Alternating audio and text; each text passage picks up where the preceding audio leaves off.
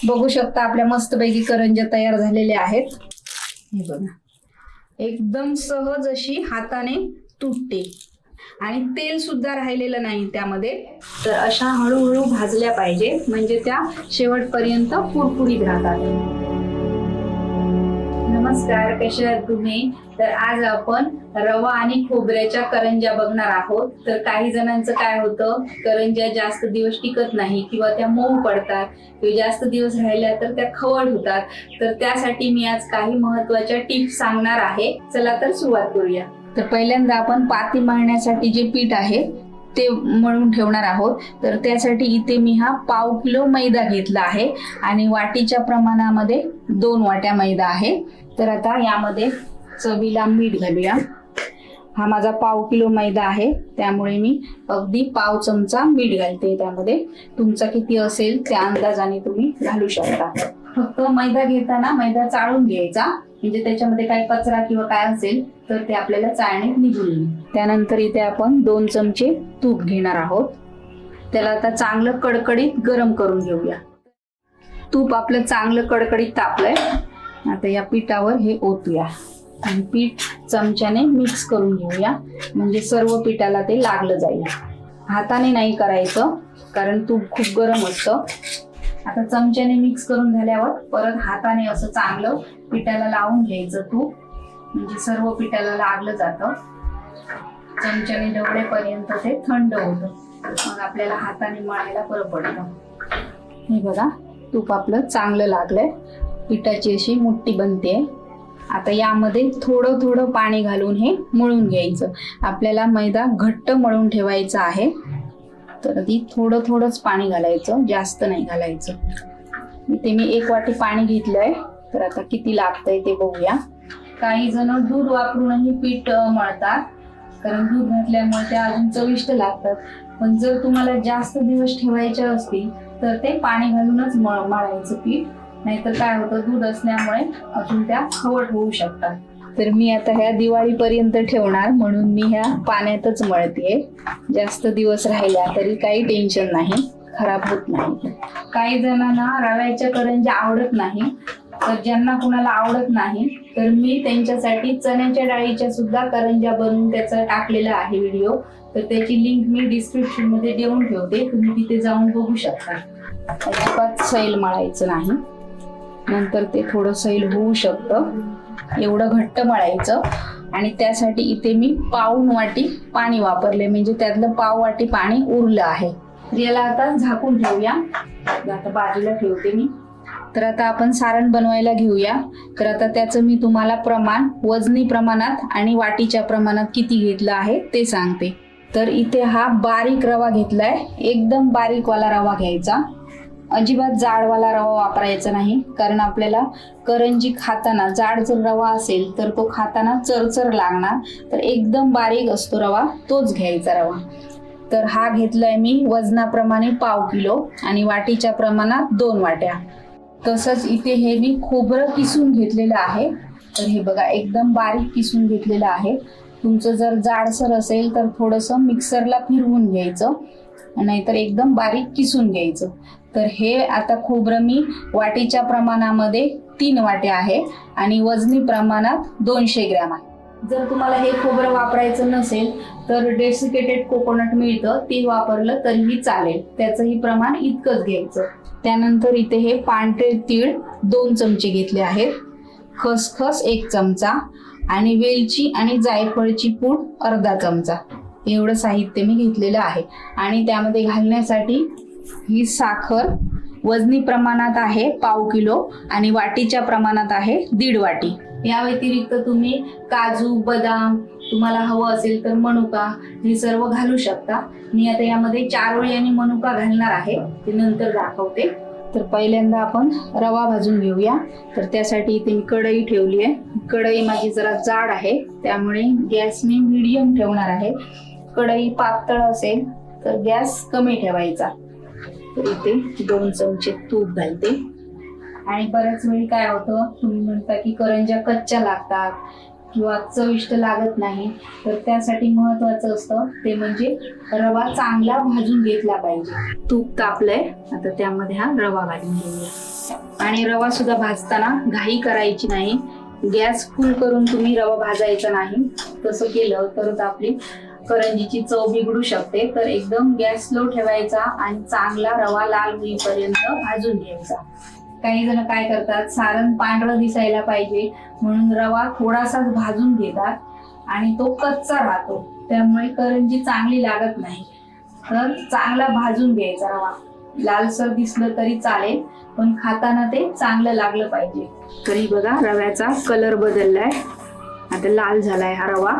आता गॅस बंद करून घेतला मी. हा रवा भाजायला मला अंदाजे 7 ते 8 मिनिटं लागली.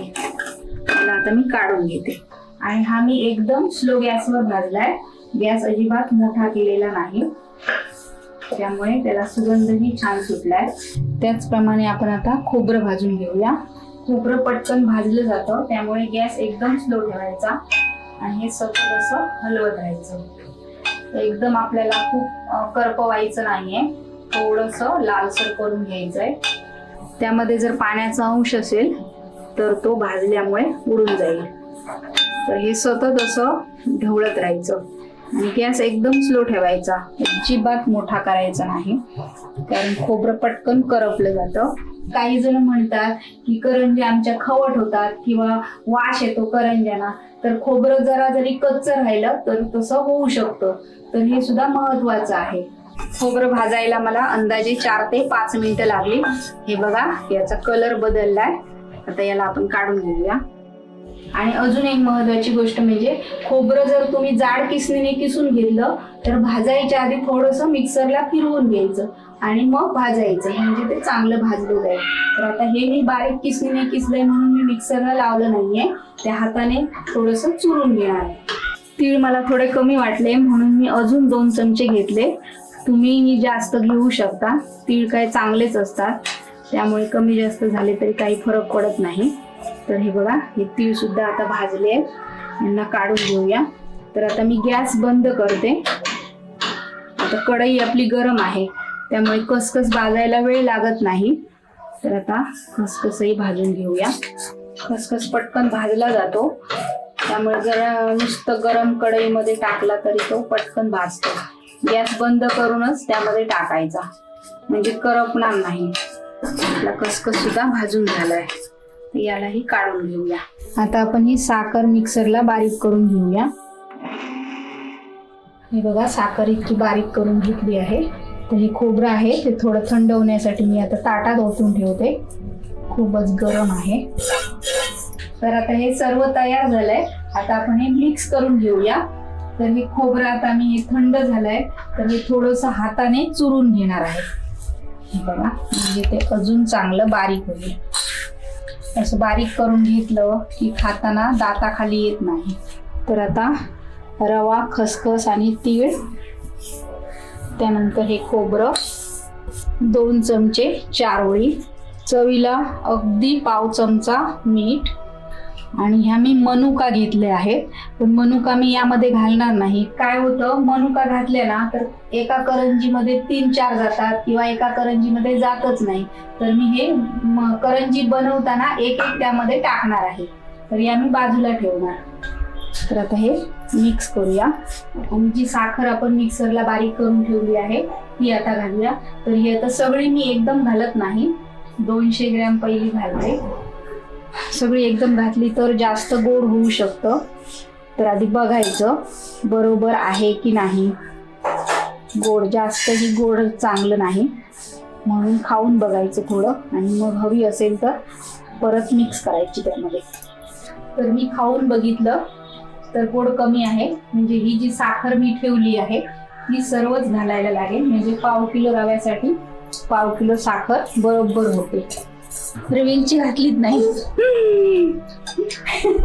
महत्वाचं घालायचंच राहिलं, वेलची आणि जायफळची पूड, तीही आता त्यामध्ये घालून घेऊया. अशा व्हिडिओच्या घाई गडबडीत एखादा पदार्थ राहून जातो आणि नंतर लक्षात येतं. हे आपलं सारण मिक्स करून झालंय, चांगलं व्यवस्थित मिक्स करून घ्यायचं, म्हणजे सगळं व्यवस्थित त्याला लागलं जाईल. तर मी जे सांगितलंय प्रमाण सारणासाठी ते अगदी परफेक्ट आहे. त्यामुळे असेच प्रमाणबद्ध व्हिडिओ पाहायचे असतील तर व्हिडिओला लाईक करा, चॅनलला सबस्क्राईब करा आणि व्हिडिओला जास्तीत जास्त शेअर करा. आता आपण करंज्या बनवायला घेऊया. त्यासाठी हे पीठ मळून ठेवलंय ते बघूया. हे बघा, हे थोडं मऊ झालं. आता याला परत चांगलं एकदा मळून घ्यायचं असं. आणि पीठ मळताना मी जी सांगितली होती ती म्हणजे मळताना घट्ट मळून ठेवायचं, म्हणजे जेव्हा आपण बनवायला घेऊ तेव्हा ते हवं तेवढं लेवलला येतं. जर जास्त पातळ झालं तर ते अजून पातळ होऊ शकतं आणि पीठ पातळ झालं तर त्या करंज्या आपल्या मऊ पडू शकतात. ही महत्वाची टीप आहे. तर यातला आता एक छोटा गोळा घेते मी आणि बाकीचं असं झाकून ठेवते. असं करून घ्यायचा आणि आपल्याला जेवढे हवे आहेत तेवढे गोळे कट करायचे. हे 1-1 इंचाचे कट करून घ्यायचे गोळे आणि यांनाही झाकून ठेवायचं. असं उघडं ठेवायचं नाही, उघडं ठेवलं तर ते कोरडे होऊ शकतात. तर हा इथे मी मैदा घेतलाय लावण्यासाठी. तर अशी एक गोळी ह्याच्यामध्ये बुडवायची आणि लाटून घ्यायची आणि इतकी पातळ लाटून घ्यायची. हे बघा, जाड जर ठेवली ना तर करंज्या मऊ पडू शकतात. तर शक्य तितक्या पातळच लाटून घ्यायची. तर आता ही आपली पहिली पद्धत आहे, जी आपली पारंपरिक पद्धत आहे ती दाखवते तुम्हाला. लाटून झाल्यावर असं यामध्ये सारण घालायचं आणि असं भरपूर घालायचं. त्याचं कारण म्हणजे काय होतं सांगा, जर आपण तेल कमी घातलं सारण आणि करंजी दुडून हे केली तर तळल्यानंतर काय होतं, हे सारण तेलात गेल्यानंतर ते असं आवळून जातं आणि करंजी आपली पोकळ होते. तर घालताना जरा भरपूर घालायचं म्हणजे भरीव राहते. तर आता इथे कडेला पाणी लावून घ्यायचं आणि दुडताना हे पाणी लावलंय आपण, तिथे सारण पडता कामा नये. तिथे पडलं तर काय होईल, करंजी तिथे फाटली जाईल. तर हे अलगद अशी घ्यायची आणि अशी दुडायची आणि मग त्याला कट करायचं. बंद करायची पूर्ण. जरा जरी कुठे राहायला होल तरी ती तेलामध्ये फुटू शकते आणि तेल करपू शकतं. तर हिला आता कट करूया. हे बघा, असं चिरणं असतंच सगळ्यांकडे. तर अशा चिरण्याच्या साह्याने कट करून घ्यायचं आणि हे बाजूचं पीठ काढून बाजूला ठेवायचं. याची तुम्ही परत करंजी बनवू शकता. तर हे बघा, अशी ही करंजी तयार झाली. कुठे फुटली नाहीये किंवा उघडली नाही. आणि अशा करंज्या बनवल्या की अशा कपड्याखाली झाकून ठेवायच्या म्हणजे त्या कोरड्या होत नाही. आता आपल्याला डिझाईन करायची आहे. तर आम्ही काट्याचा चमचा घेतलाय, त्याने असं दाबणार. आता असं झाल्यानंतर काय करायचं, आपल्याला पाकळ्या बनवायच्या आहेत. चमचा उलटा करून अशा पाकळ्या बनवायच्या म्हणजे दिसायला छान दिसतं. हे जरा वेळ लागतो. तुम्हाला जर डिझाईन मध्ये करायची आवड असेल तर तुम्ही अशा प्रकारे करू शकता. कसलं भारी दिसतंय बघा. आणि अलगद याला उचलायची. तर ह्या बघा, अशा प्रकारे आपल्या सर्व करंज्या तयार करून झाल्या आहेत. इकडे मी तेल तापायला ठेवलंय. आता तळायला घेऊया. मला यावेळी वेगळ्या करायच्या होत्या म्हणून मी सगळ्याच डिझाईनच्या बनवल्या आहेत. बघा किती मस्त दिसत आहेत. तेल चांगलं कडकडीत तापलेलं आहे. गॅस मी थोडा कमी केलेला आहे. तर आता करंज्या सोडूया. जास्त असेल तर 2-3 सोडू शकता आणि तेल चांगलं कडकडीत तापून नंतर गॅस कमी करायचा, नाहीतर तुम्ही घातल्या त्या लगेचच लाल होऊ शकतात. तर अशा हळूहळू भाजल्या पाहिजे म्हणजे त्या शेवटपर्यंत कुरकुरीत राहतात. किती मस्त फोड आले आहेत. अशी यायला पाहिजे म्हणजे करंजी दिसायला छान दिसते आणि ती खायला सुद्धा चांगली लागते. त्यासाठी काय करायचं असतं, ते मोहन जे आपण घातलंय ते गरजेचं आहे. मग अशा करंज्या बनतात. तर आपल्या ह्या आता फ्राय झाल्या, यांना काढूया. हे बघा, अशी करंजी नंतर ना बनवून ठेवली की अशी उघडते. तर चेक करायचं, होत असेल तर चिकटवायची, नाही झाली तर तशीच सोडायची नाही, तेल खराब होऊ शकतं.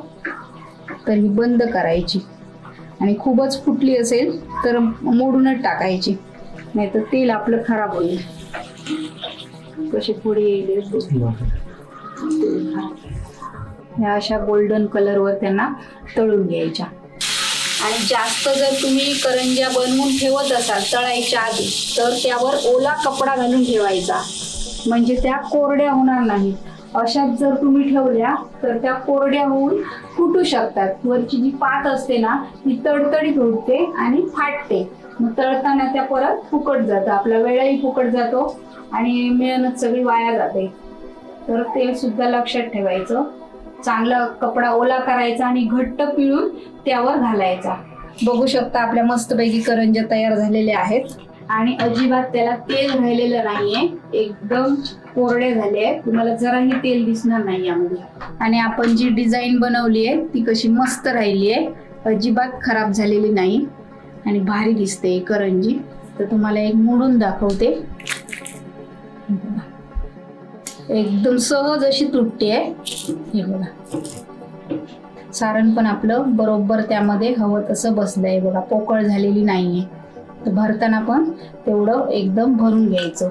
आणि अजून एक महत्वाचं म्हणजे करंज्या तळून झाल्यावर पूर्ण गार व्हायला द्यायच्या आणि नंतरच त्या डब्यामध्ये भरायच्या. गरम गरम अजिबात भरून ठेवायच्या नाही. गरम भरून ठेवल्या तर त्या मऊ पडू शकतात. आणि जे मी सारण बनवलंय त्यासाठी जवळजवळ पाऊण किलो मैदा लागेल, कारण मी आता तुम्हाला दाखवण्यासाठी फक्त पाव किलो मैदा वापरला आणि त्याच्या मी बनवलेत करंज्या. अजून थोडासा आहे त्याच्या मी नंतर बनवणार.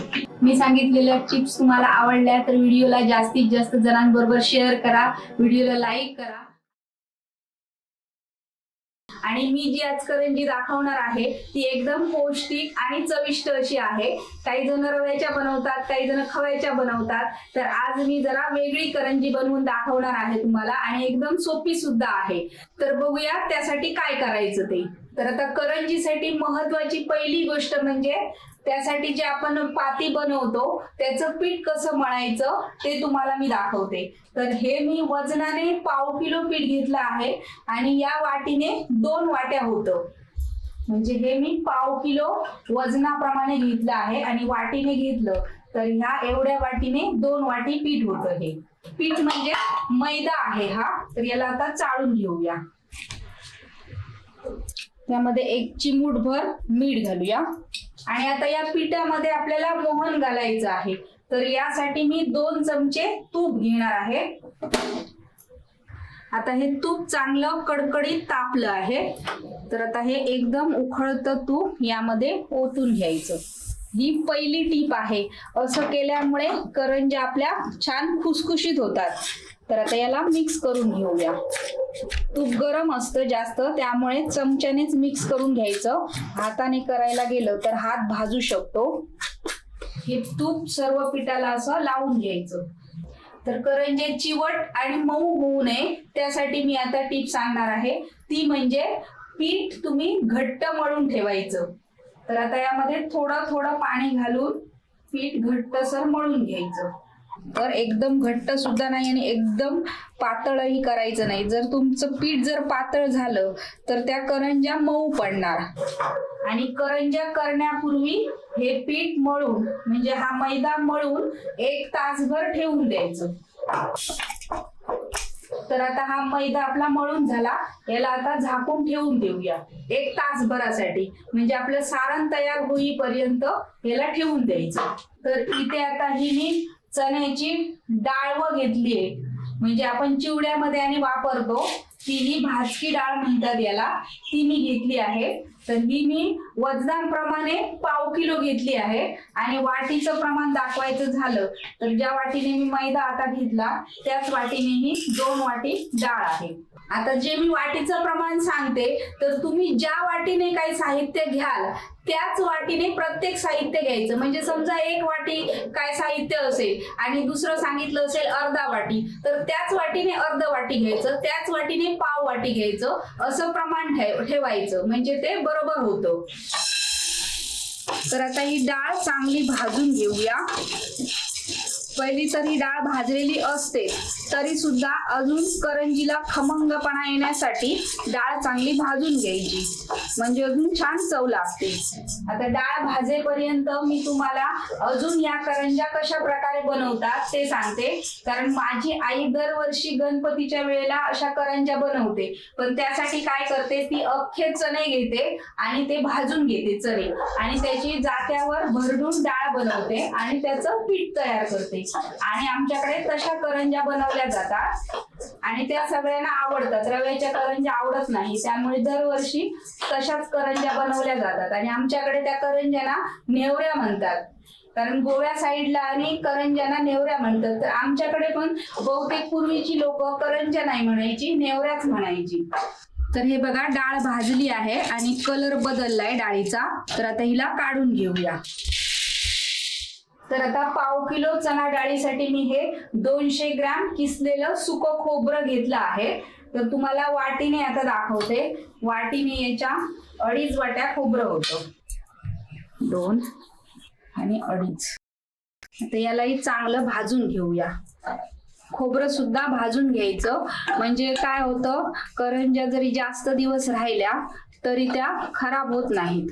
तर हे बघा, खोबऱ्याचा असा कलर चेंज झाला पाहिजे, थोडस गुलाबी कलर झाला की काढून घ्यायचं खोबरं. आता हे आपलं झालंय. तर आता त्यामध्ये घालण्यासाठी हे 2 चमचे मी तीळ घेतले आहेत. त्याला आता भाजून घेऊया. तीळ भाजत आले की तडतड असा आवाज येतो, हे बघा. आणि याचा कलर सुद्धा बदलला आहे. तर आता यांना काढून घेऊया.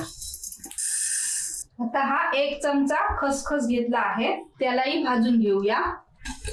आता मी खसखस भाजताना गॅस बंद करून घेणार, नाहीतर खसखस आपला करपू शकतो. थोडा गरम करून घ्यायचा. कढई आपली चांगली तापलेली असते, त्यामुळे गॅस बंद करून टाकायचा, नाहीतर खसखस काय होतो, पटकन करपला जातो.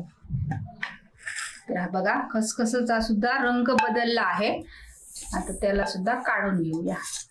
तर आता ही डाळ थंड झाली. आता हिला मिक्सरला बारीक करून घेऊया.